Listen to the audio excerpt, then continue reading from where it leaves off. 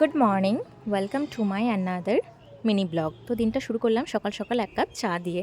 সকালটা শুরু হয়েছিল বৃষ্টি দেখে, তারপর দেখলাম যে রোদ্দুরও দিয়েছে খুব সুন্দর, কিন্তু ওয়েদারটা ঠান্ডাই ছিল, তাই গরম গরম একটু পকোড়া ভেজে নিলাম মুড়ির সঙ্গে খাওয়ার জন্য। পকোড়া ভেজে নিয়ে সকলকে মুড়ি খেতে দিয়ে চলে গেছিলাম স্নানে। স্নান টান করে নিয়ে ফ্রেশ হয়ে চলে এলাম ঠাকুর ঘরে ঠাকুর পুজো করতে। ঠাকুরকে পুজো করে নিলাম এবং ঠাকুরকেও খেতে দিয়ে দিলাম।